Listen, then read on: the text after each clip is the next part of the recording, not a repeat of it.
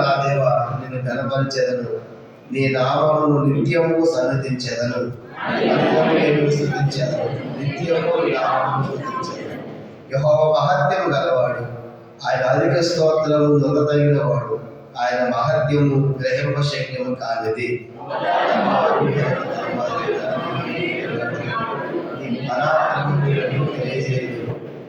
మహోన్నతమైన నీ ప్రభావ మహిమను, నీ ఆశ్చర్య కార్యములను నేను ధ్యానించెదను.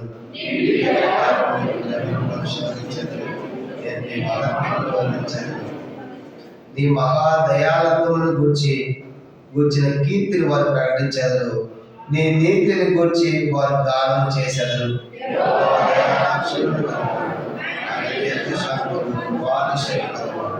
యెహోవా అందరికి ఉపకారి, ఆయన కనికరములు ఆయన సమస్త కార్యముల మీద ఉన్నవి.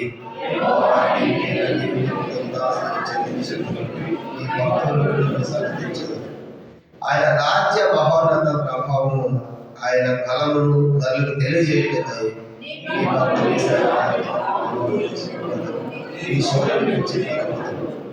నీ రాజ్యము శాశ్వత రాజ్యము, నీ రాజ్య పరిపాలన తరతరములు నిలుచు.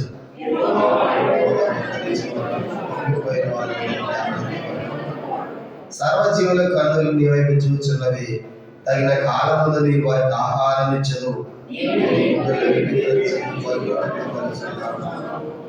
యెహోవా తన మార్గములన్నిటిలో నీతి గలవాడు, తన క్రియలన్నిటిలో కృప చూపువాడు.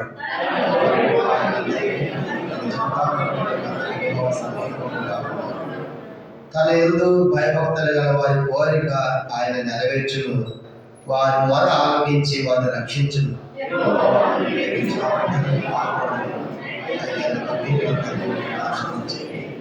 నా నోరు యెహోవాను స్తోత్రములు చేయను, శరీరులందరూ ఆయన పరిశుద్ధ నామమును నిత్యము సన్నతించుదురు గాక.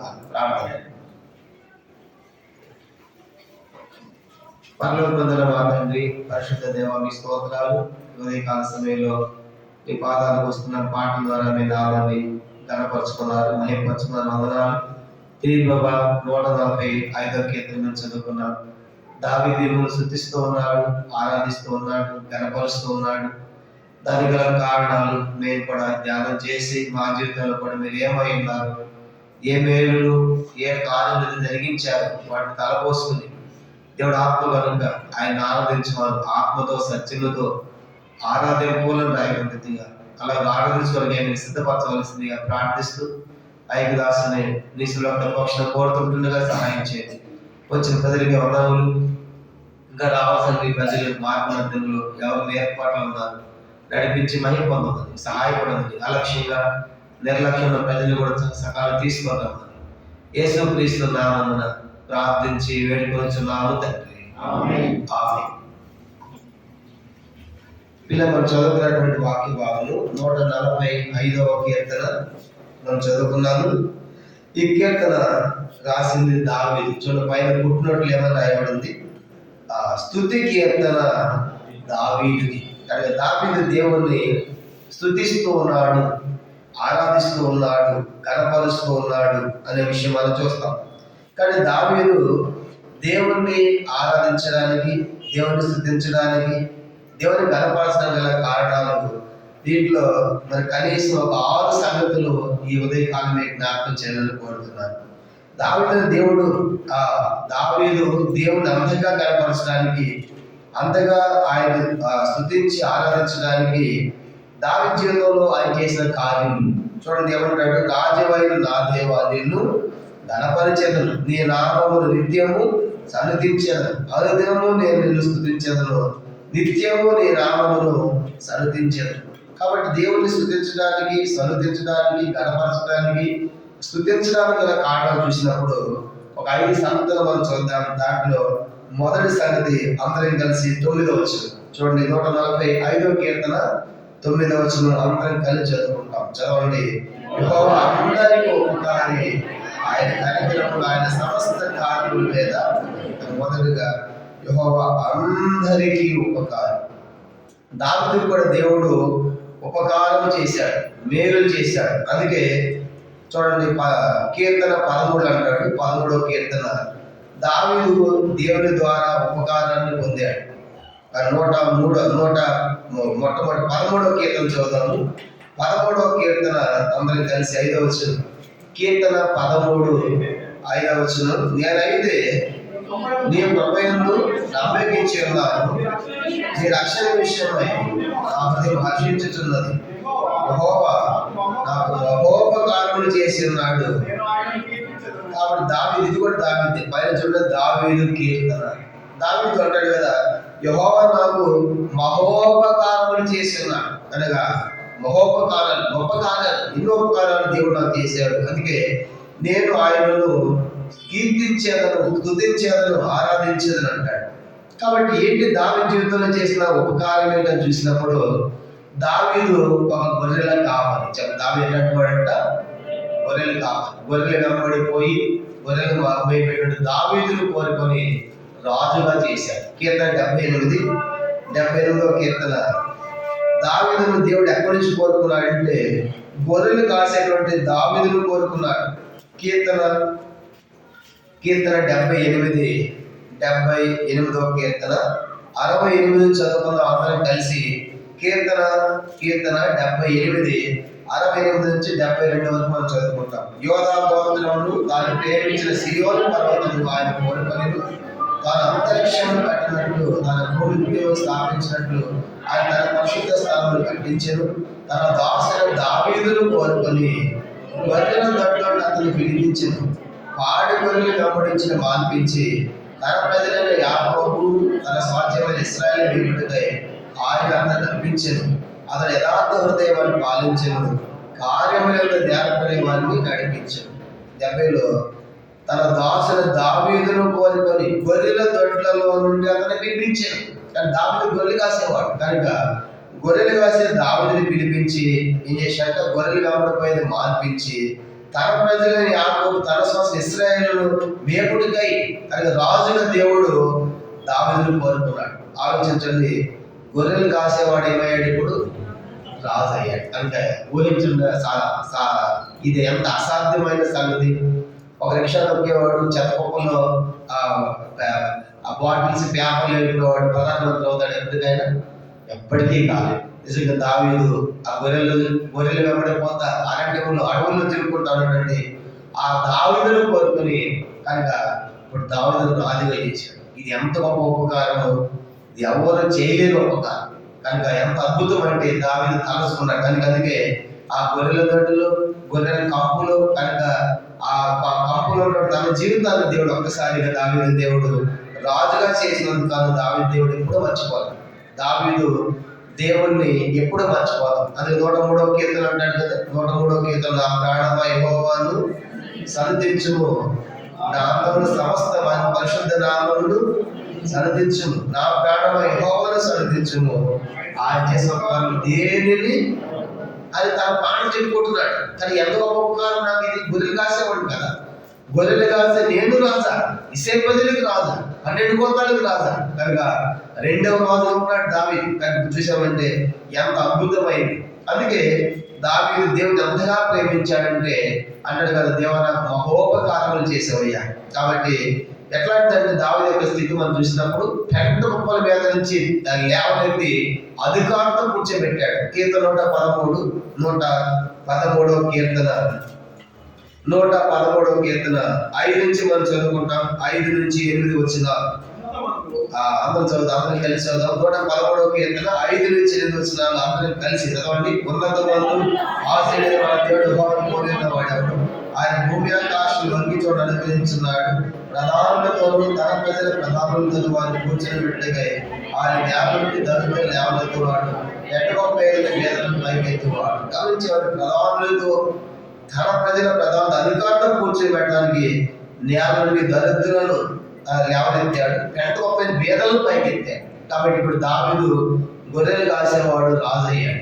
అందుకే దావీదు కదా, ఆ ఉపకారాన్ని నేను ఎన్నడూ మర్చిపోకు. దేవా ఎంత గొప్ప ఆశీర్వాదం అనుగ్రహించాం. కానీ గమనించాడు, ఇప్పుడు దావీదు రాజు. దావీదు ఏంటంట రాజు. అందుకంటే 141లో ఈయన రాజైనప్పుడు కూడా రాజ్యమైన నా దేవా, కనుక నేను ఇశ్రాయేలుకి రాజు, నువ్వు రాజులకు రాజు, ప్రభువులకు ప్రభు. కాబట్టి అందుకే ఆయన రాజైనందుకు కాదు దావీదు దేవుణ్ణి ఆరాధిస్తున్నాడు. కానీ దావీదు బహుశా ఈ భూ సంబంధమైన 12 గోత్రాలకి రాజు.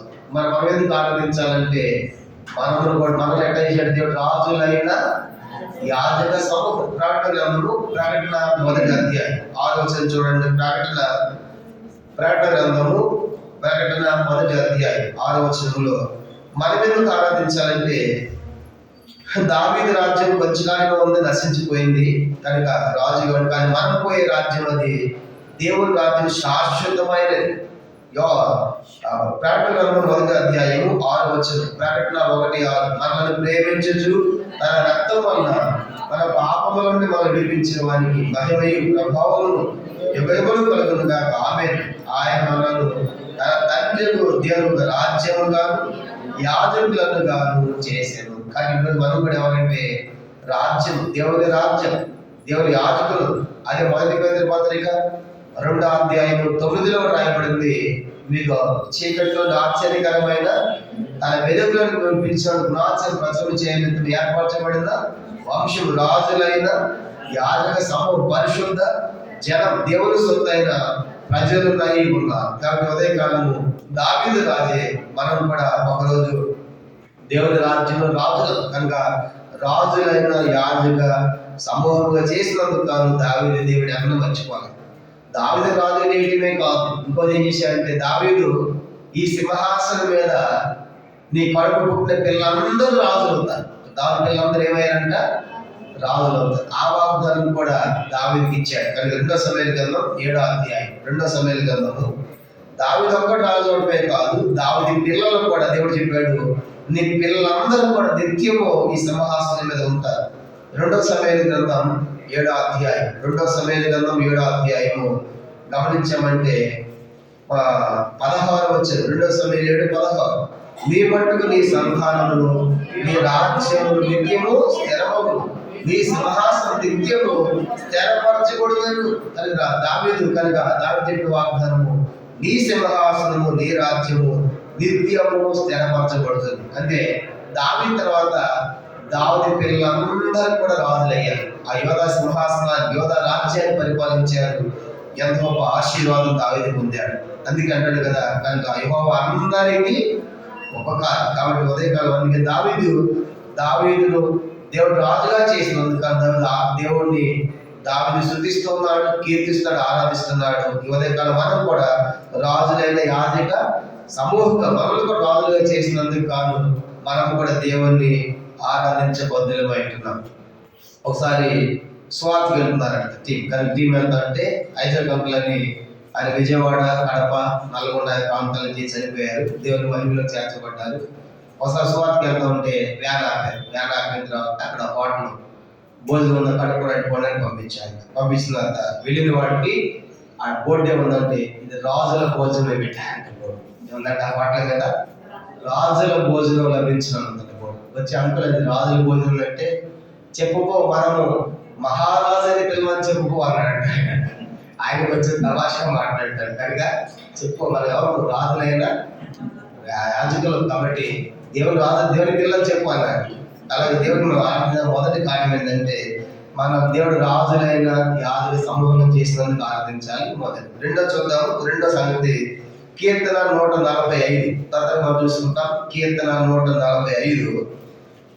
145వ కీర్తన మనం గమనించామంటే రెండో విషయాన్ని కూడా మనం చదువుకుంటాము. 145వ కీర్తన 2వ వచనం 15-16 వచనాలు. 145 కీర్తన చూడండి 15-16. సర్వజీవుల కన్నులు నీ వైపు చూస్తున్నవి, తగిన కాలములో నీ వారికి ఆహారం ఇచ్చదు. నీవు నీ గుప్పెలను విప్పి ప్రతి జీవి తృప్తిపరుచున్నావు. గమనించామంటే దావీదు రెండవదిగా, దేవా నువ్వు సర్వజీవులను పోషించేవాడు, సర్వజీవుల కన్నులు నీ వైపే చూస్తా ఉన్నాయి. తగిన కాలం నీ వాటికి ఆహారం ఇస్తావు. నీ గుప్పిలి ప్రతి జీవి కోరికను తృప్తిపరుస్తున్నావు. రెండవదిగా దావీదు దేవుడు ఎందుకు ఆరాధిస్తాడంటే దావీదుకు దేవుడు గొప్ప పోషకుడిగా ఉన్నాడు. దావీదు ఎక్కువ సమయం ఎక్కడ నివసించాడు? ఆయన కొండల్లోను గుహల్లోను ఆయన నివాసం అక్కడే. కనుక అలాంటి వాటిని కూడా దేవుడు దావీదుకి ఆహారాన్ని ఏర్పాటు చేసి దావీదు పోషిస్తూ వచ్చాడు. అందుకే అంటాడు కదా, ప్రభా నీవు నాకు పోషకుడిగా ఉన్నావు, నాకే కాదు సర్వజీవులకు కూడా నీవు ఆహారం ఇచ్చి తృప్తిపరిచేవాడు. దేవుడు తన ప్రజలకు ఆహారం ఇస్తాడు. కీర్తన 111వ కీర్తన చూడండి, 111వ కీర్తన గమనించమంటే 5వ వచనం. కీర్తన 111 తన యందు భయభక్తులు గలవారికి చాలండి. గమనించామంటే ఎప్పుడైతే తన యందు భయభక్తులు కలిగిన వారు తన పిల్లలకు ఆయన ఆహారం ఇచ్చేవాడు. 136వ కీర్తన 25వ వచనం. 136వ కీర్తన 5వ వచనం మనం చదువుకుంటాము. 136వ కీర్తన 25వ వచనం.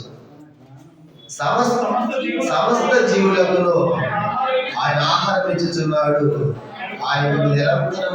కనుక దేవుడు సమస్త జీవులకు కనుక తనని భయభక్తి కలిగినటువంటి వారికి సమస్త జీవులకు కూడా ఆయన ఆహారం ఇచ్చేవాడు. దావీదు యొక్క నివాసం కొండల్లో గుహలో ఉన్నప్పటికీ కూడా దావీదు దేవుడు పోషించాడు అద్భుతంగా. అందుకే అది దావీదు మర్చిపోవాలి. దావీదునే కాదు, ఈనాడు సమస్త జీవులను కూడా దేవుడే పోషిస్తూ ఉన్నాడు అని చెప్పడానికి చూడండి 104వ కీర్తన. 104వ కీర్తన దేవుడు సమస్త జీవులను పోషించేవాడు. 104వ కీర్తన 104 21వ వచనం చదువుకుంటా. 104వ కీర్తన 21. సింహ పిల్లలు వేట కొరకు గర్జించుచున్నవి, తమ ఆహారములు దేవుని చేతిలో నుండి తీసుకొని చూచుచున్నాం. చాలా సింహ పిల్లలకి ఆకలి అయిందంట. సింహ పిల్లలకి ఆకలి అయితే ఇప్పుడు సింహ పిల్లలు ఏం చేయాలి? ఎవరిని అడగాలి?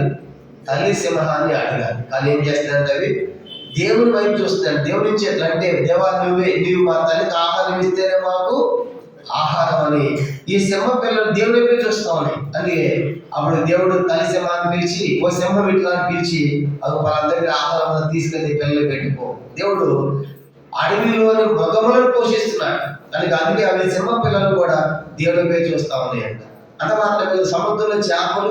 104వ కీర్తన ఇదే కీర్తన నేను చదువుతాను 25 నుంచి 28 దాకా. 104వ కీర్తన 25 నుంచి 28 దాకా రాసుకోండి, గమనించండి. అది విశాలమైన మహాసముద్రము, అందులో లెక్కలేని జలచరములు, దానిలో చిన్నవి పెద్దవి జీవరాశులు ఉన్నవి, అందులో ఓడలు నడుచున్నవి, దానిలో ఆటలాటలు నిర్మించిన మకరములు ఉన్నవి, తగిన కాలం నీ వాటికి ఆహారం ఇచ్చేదవని ఇవన్నీ నీ దయ కొరకు కనిపెట్టుచున్నవి. నీ వాటికి పెట్టినది అవి కూర్చుకొను, నీ గుప్పిలు ఇవ్వగా అవి మంచి వాటిని తిని తృప్తిపరచకూడదు.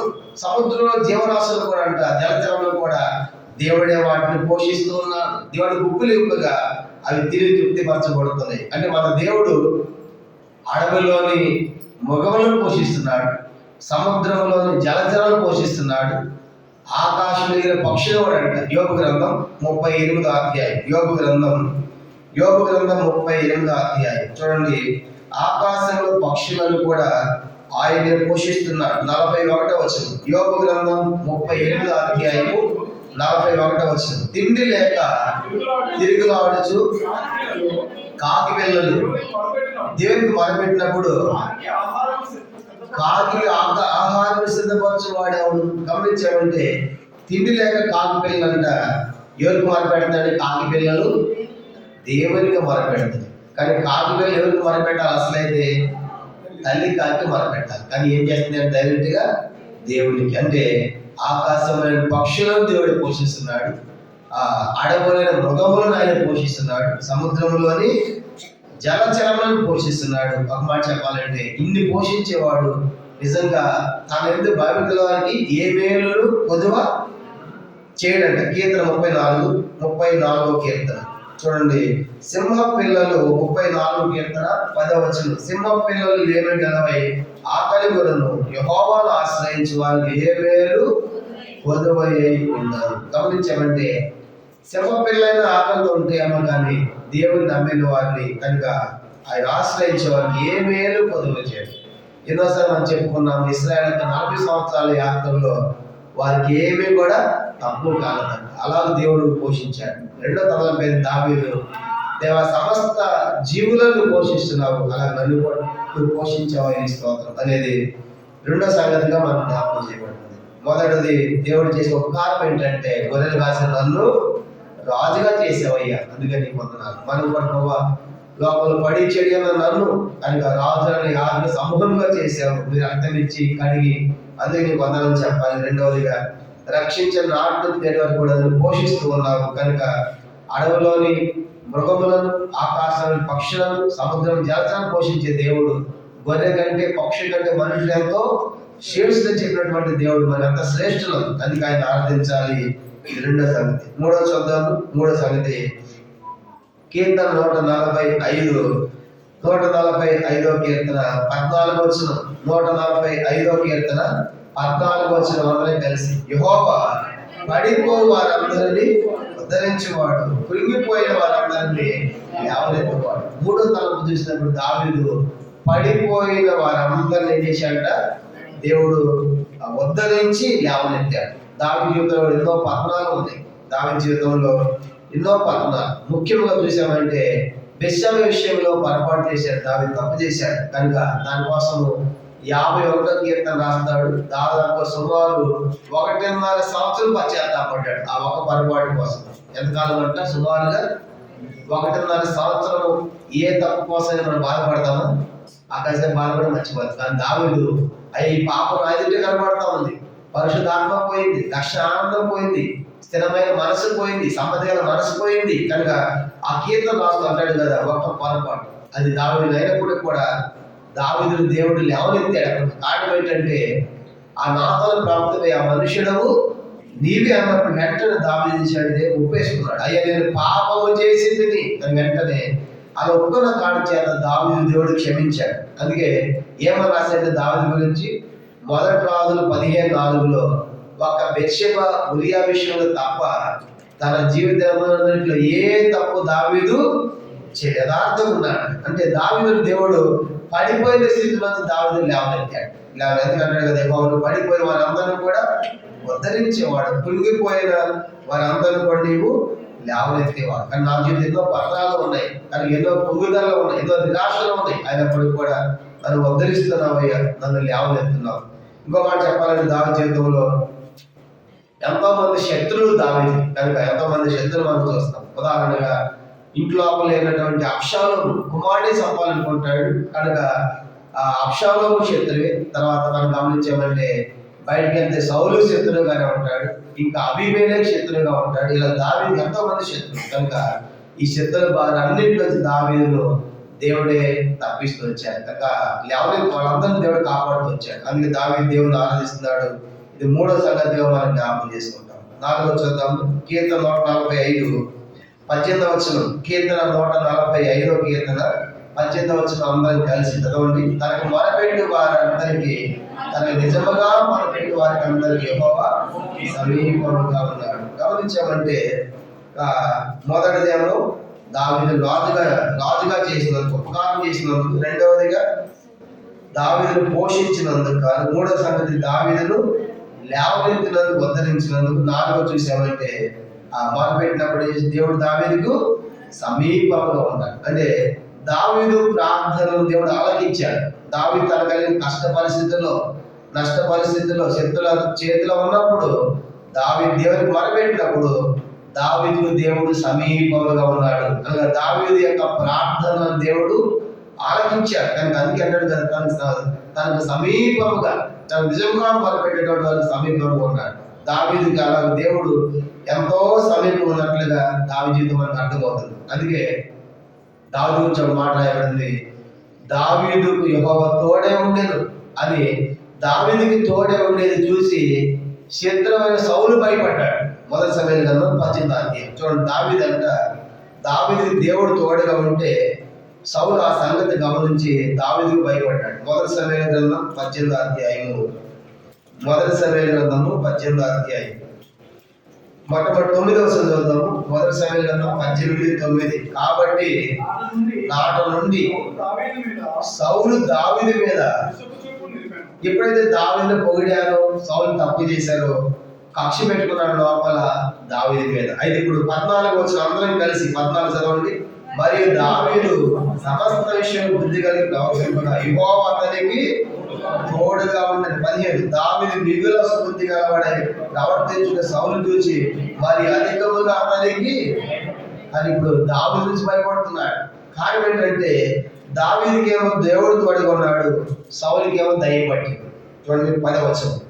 మరునాడు దేవుని అందరూ దురాత్మ సౌలు మీదకి బలంగా వచ్చి కనుక సౌలుకి ఏమో దయ్యం పట్టింది, దావీదుకి ఏమో దేవుడు ఉన్నాడు. అందుకే చూసామంటే అందుకే ఆ దయ్యం పట్టిన సౌలు భయపడుతున్నాడు దావీదు గమనించి. అందుకే మనకి ఏమర్థమవుతుందంటే అలా దావీదు మొరపెట్టినప్పుడు దావీదు యొక్క ప్రార్థన దేవుడు ఆలకించాడు కనుక అనేక అధికారులు కీర్తన 18 నేను ఆయన ఆలయంలో ప్రార్థన చేసినప్పుడు ఆయన ఆలకించాడు. కీర్తన 18 మనం గమనించామంటే 6వ వచనం. కీర్తన 18:6 నా శ్రమలో నేను యెహోవాకు మొరపెట్టింది, నా దేవుని ప్రార్థన చేసేది.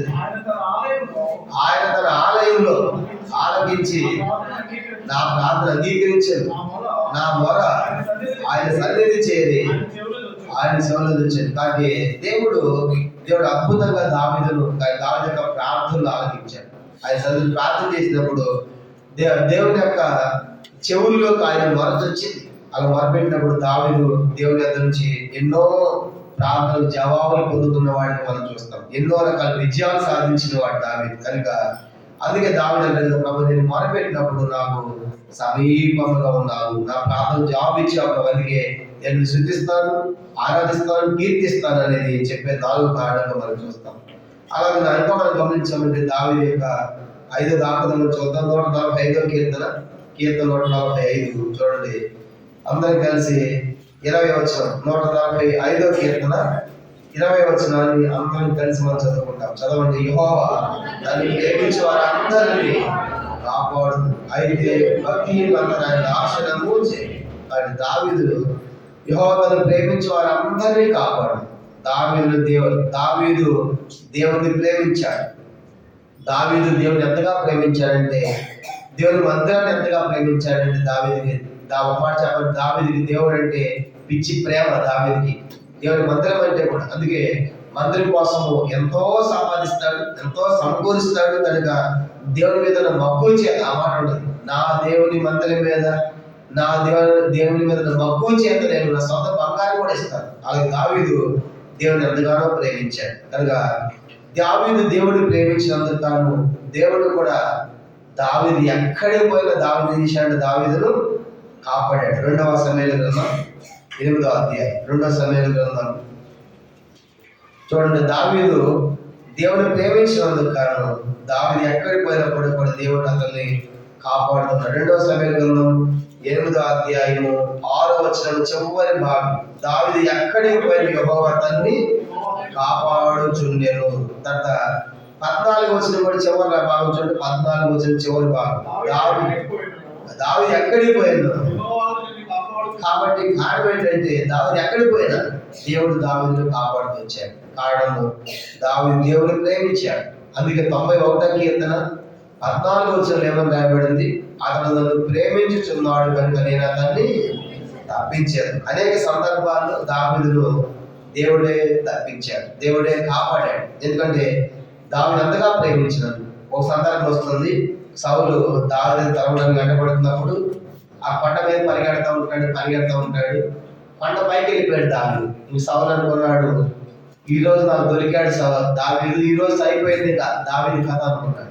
ఎప్పుడైతే ఆ కొండ పర్వతానికి వెళ్తున్నాడో వెంటనే వార్త వచ్చింది సౌలుకి. సౌలు రాజా, ఇప్పుడు మన పట్టణం మీద ఫిలిష్తీయులు పడ్డారు, ఏదైనా పీసి మన పట్టణం మీద దాడి ఒక దావీదు కోసం అది పట్టణం అంతా నాశనం చేస్తారనే కానీ దావీదు వదిలిపెట్టి కిందకైనా వెళ్ళిపోతాడు. అంటే అట్లా దావీదును ఎన్నోసార్లు దేవుడు తప్పించాడు. కనుక చూడండి. 1 సమూయేలు గ్రంథం 23వ అధ్యాయం. ప్రతి దినం వెతికాడు దావీదు కోసం. 1 సమూయేలు గ్రంథం 23వ అధ్యాయము 14వ వచనం. 1 సమూయేలు గ్రంథం 23వ అధ్యాయం 14వ వచనం. అయితే దావీదు అరణ్యమైన పంట స్థలంలో ఎదురు జీపు అను అరణ్యమున ఒక పర్వతమందును నివాసం చేయుచుండెను. సౌలు అను దినమాత్రం ఎదిగినను దేవుడు సౌలు చేతికి అదనమాట. కనుక అనుదినం ప్రతిరోజు కూడా దావీదు టార్గెట్ కనుక ప్రతి దినం వెతికాడంట. కానీ దేవుడు దావీదును సౌలు చేతికి అంటే దావీదును దేవుడే కాపాడాడు. కనుక ఎక్కడికి పోయినా కాపాడాడు. కనుక అలా దేవుడు తోడుగా ఉన్నాడు. కారణం ఏంటంటే దావీదు దేవుడిని ప్రేమించాడు. కాబట్టి ఈ నూతన సంవత్సరంలో ఇది ఆఖరి ప్రభు దినం. మనం ఆరాధించిన ప్రభు నన్ను కూడా గత సంవత్సరం అంతా కాపాడాము. ఈ సంవత్సరంలో మొదటి పునరుత్థాన దినం మొదలుకొని ఈ నెలకి ఇది చివరి పునరుత్థాన దినం వరకు కాపాడడానికి స్తోత్రాలు దేవుడు మనము ఆరాధించాలి. అది ఈ విషయం జ్ఞాపకం పెట్టుకుంటాం. మొదటిగా దావీదు గొర్రెలు కాసే దావీదును దేవుడు రాజుగా చేసినందుకు గాను కనుక ఆయన ఉపకారం పొంది ఆరాధిస్తున్నాడు. రెండవదిగా దావీదును దేవుడు పోషించినందుకు గాను ఆయన ఆరాధిస్తున్నాడు. మూడవదిగా తను పడిపోయినప్పుడు తప్పిపోయినప్పుడు దేవుడు లేవనెత్తినందుకు గాను ఉద్ధరించినందుకు గాను క్షమించినందుకు గాను ఆరాధిస్తున్నాడు. నాలుగవదిగా దావీదు యొక్క ప్రార్థనలకు జవాబు పొందినందుకు గాను ఆరాధిస్తున్నాడు. ఐదవది ఆఖరిది దావీదు దేవుడు కాపాడినందుకు గాను ప్రభువును కాపాడాం కనుక సౌలు చేతి నుంచి అబీమెలెకు చేతి నుంచి అబ్షాలోము చేతి నుంచి ఇలాగా అనే శత్రువుల చేతి నుంచి కాపాడినందుకు కూడా దావీదు దేవుణ్ణి ఆరాధించేవాడుగా మనకు కనబడుతున్నాడు. అందుకంటాడు కదా మొదటి విషయం, రాజువైన నా దేవ నిన్ను గణపరిచింది నామం నిత్యము సన్నతించెదను. అలాగే 103వ కీర్తన 2వ వచనం, ఆయన చేసిన ఉపకారముల దేనిని మరొక మన దావీదు తన ప్రాణంతో చెప్పి దేవుడు ఆరాధిస్తున్నాడు. కానీ ఉదయకాలం మనం కూడా మన రాజు యాజకులు సమూహంగా చేశాడు. మనం కూడా ఆయన పోషిస్తూ వచ్చాడు. మూడవది మనం కూడా పడిపోయిన స్థితిలో ఉన్నప్పుడు తప్పిపోయినప్పుడు ఎన్నో లోటుపాటు ఉన్నప్పటికీ కూడా దేవుడు క్షమిస్తున్నాడు, లేవనెత్తున్నాడు. అందుకు ఆరాధించాలి. మన ప్రార్థన జవాబిస్తున్నందుకు ఆరాధించాలి. ఆఖరి మనను దేవుడు సజీవ లెక్కలో ప్రవేశపెట్టి కాపాడినందుకు మన దేవుణ్ణి ఆరాధించదును గాక. ప్రభు యొక్క వాక్యాన్ని దీవించును గాక. మనం లేచలబడి ఒక పాట మనం పాడతాము. ప్రసాదిస్తుంది 168వ పాట పాడతాం. 168 నా